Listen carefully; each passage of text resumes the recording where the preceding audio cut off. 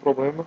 Agora o problema é o problema 15 do capítulo 9, adição 8. Ok? Na adição 9 ao 13.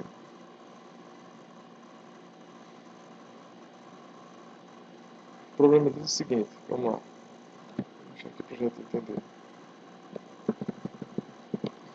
Um canhão dispara um projétil com a velocidade inicial de 20 metros por segundo, velocidade escalar, e um ângulo de θ 60 graus com a horizontal. No ponto mais alto da trajetória, explodem dois fragmentos de massas iguais. Okay? De massas iguais. Um fragmento cuja velocidade imediatamente após a colisão é zero, cai verticalmente. Está aqui a figura. Cadê?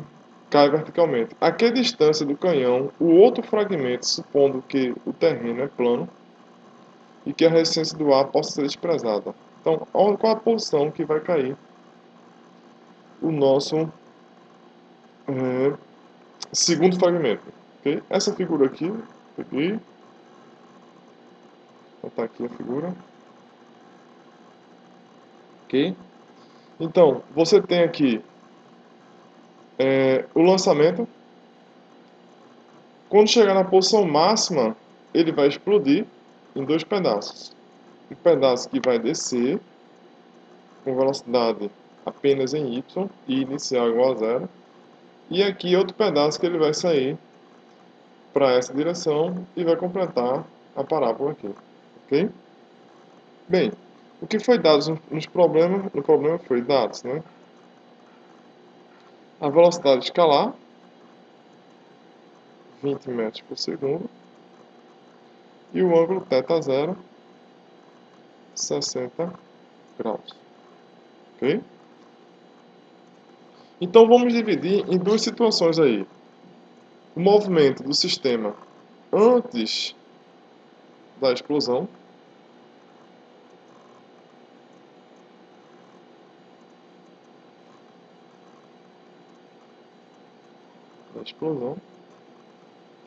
e o movimento depois da explosão.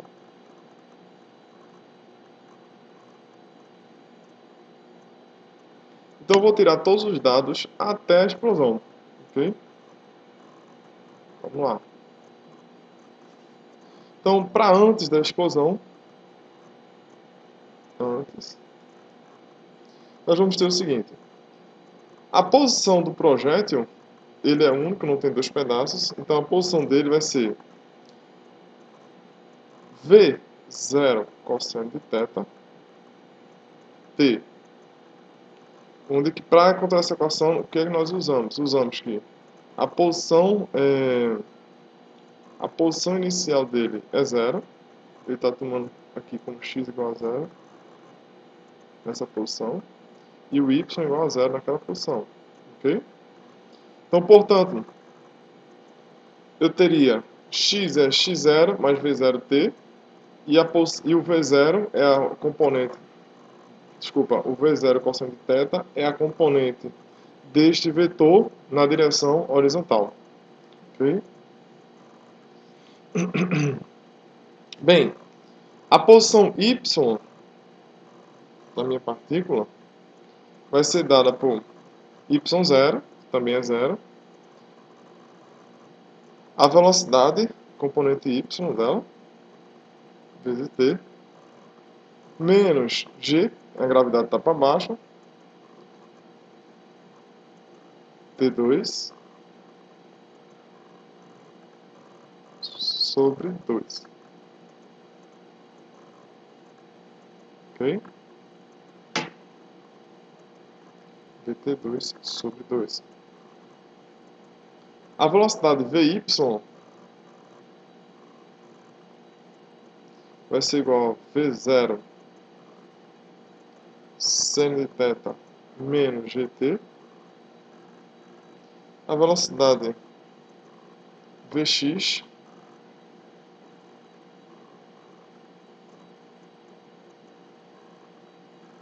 Vx vai ser V0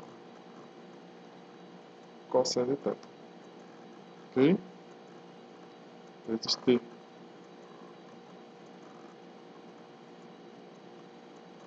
Não. Aqui Vy, certo? Movimento uniformemente variado. M, U, V. E aqui movimento uniforme.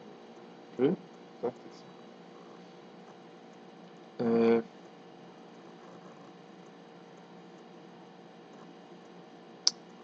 Desculpa, aqui é constante, não é função de tempo. A velocidade é constante. Vx igual a V0 cosseno de θ. Ok? Bem, o que é que acontece? O que é que acontece? Vou botar aqui. Vou botar aqui.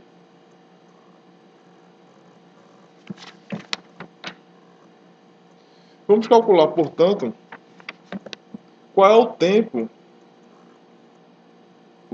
que vou decorrer do ponto inicial até o ponto aqui onde acaba a primeira parte do meu movimento.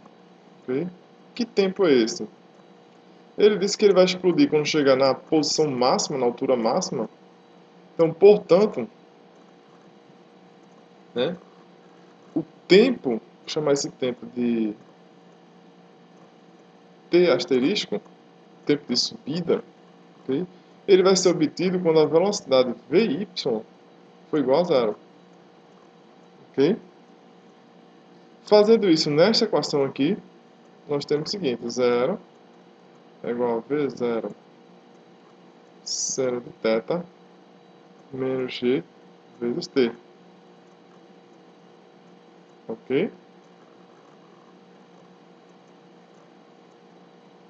De maneira que você vai encontrar aqui T asterisco, né? Que agora é o tempo que eu quero. Você vai encontrar que T asterisco vai ser dado por V0 seno de θ dividido por G. Ok? Esse tempo vai implicar numa posição x e y do espaço. Ok? Então, eu vou chamar a posição x dele de x asterisco. Então, x de t asterisco, vou chamar de x asterisco. Ok? De maneira seguinte, x asterisco, portanto, então, vai ser dado por V0t, V0 cosseno de θ, vezes t, mais o t asterisco. De maneira que x asterisco, a posição em que ele atinge o máximo, vai ser dado por V0 cosseno de θ, vezes V0, usando o tempo, seno de θ sobre G. Você vai obter que x asterisco vai ser igual a V0 ao quadrado cosseno de θ seno de θ dividido por G. Uma coisa que eu chamo a atenção agora da gente é a seguinte: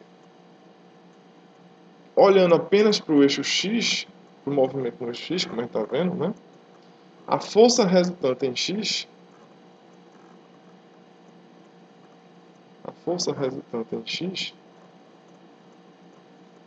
é a derivada, segundo a segunda lei de Newton, né? dpx dt. Não tem força resultante, porque a única força é a força gravitacional e está no sentido y. Portanto, o momento se conserva no eixo x, ok? E eu posso escrever, portanto, o momento antes como sendo igual ao momento depois. Final, ok? Inicial, momento na posição x do sistema é igual ao momento final, porque o momento se conserva no eixo x. Já no y não posso afirmar isso, porque existe a força externa, que seria a força da gravidade. Portanto, eu posso escrever, de uma forma geral, somatório de MI, VI, componente X, somatório em I, antes é igual ao somatório de MI, VI,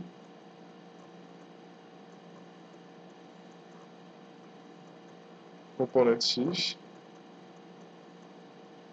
depois. Ok? Mas antes, quem eu tenho? Antes eu tenho uma única partícula, né? Que ela tem massa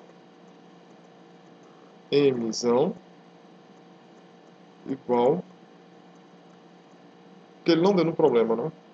Mas vamos supor mzão, ok? Ela tem massa mzão e velocidade v zero cosseno de θ. Que se você reparar, isso aqui é igual à velocidade do centro de massa, componente x dele, pelo menos. Ok? Portanto, você pode escrever antes como sendo a partícula tem massa m, o sistema tem massa m, e tem uma única partícula, uma única velocidade, que é a velocidade do centro de massa, v0 cosseno de θ. Já depois eu tenho duas partículas. Tenho a partícula 1 com velocidade v1x, mais a partícula 2 com velocidade v2x. Nesse ponto eu ressalto que ele diz que as massas dos dois pedaços são iguais. Eu vou chamar de m. Portanto,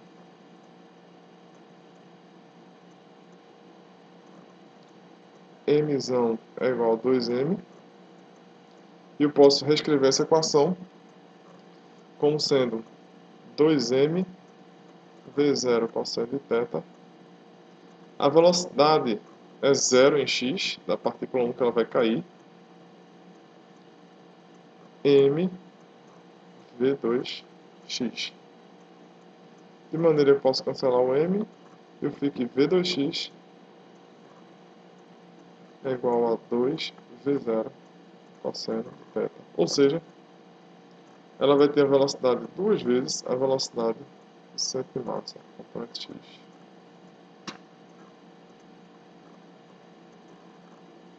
Ok? Bem, agora vamos nos concentrar depois da explosão, né? Depois da explosão. Depois da explosão, a equação agora vai ser da partícula 2, eu vou olhar para a partícula 2, chamada, portanto, x2 de t. Eu estou interessado nela. Vai ser x asterisco, que ela começa com essa posição inicial, mais v2x t. Portanto, eu quero saber qual a posição, a pergunta dele, qual a posição dela quando a partícula 1 chega embaixo, ou seja, ela cai completamente. Qual é o alcance? Quando ela chegar embaixo aqui, essa outra vai completar o alcance aqui, esse valor de x aqui. Lembrando que ela já andou um pedaço aqui para cá. Então teve um pedaço, chegou na posição máxima, explodiu, e aqui tem outro pedaço. Esse pedaço total quanto vale? Lembrando que esse x2 vai ser somente esse pedaço aqui. x2 de t. Portanto, a posição inicial é x asterisco, a velocidade v2x e o tempo t. De maneira que, qual é o tempo que ela vai levar para andar esse pedaço? É o tempo que essa partícula 1 vai demorar para cair. Mas é o tempo que a partícula, o sistema demorou para subir, que a gente já calculou, a gente chamou t asterisco. Só lembrando, T asterisco foi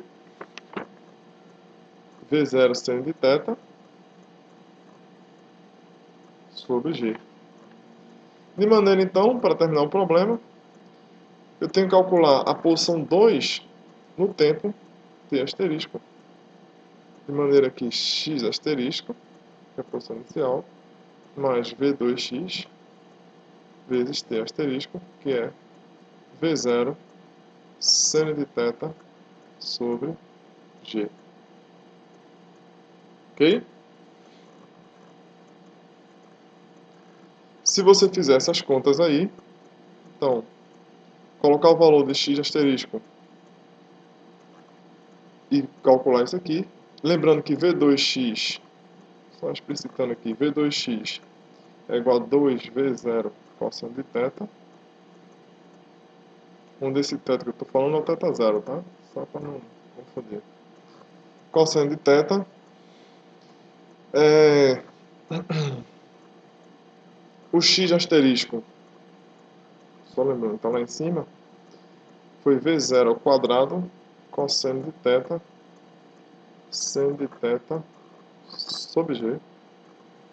Jogando esses dois caras aqui e arrumando a equação, você vai obter x de t asterisco vai ser igual a 3 vezes V0 ao quadrado cosseno de θ seno de θ dividido por G.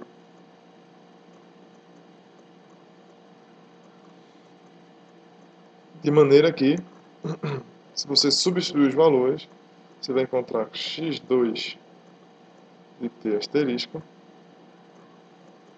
velocidade 20, ângulo 60 e g 10, você vai obter 52, aproximadamente, né?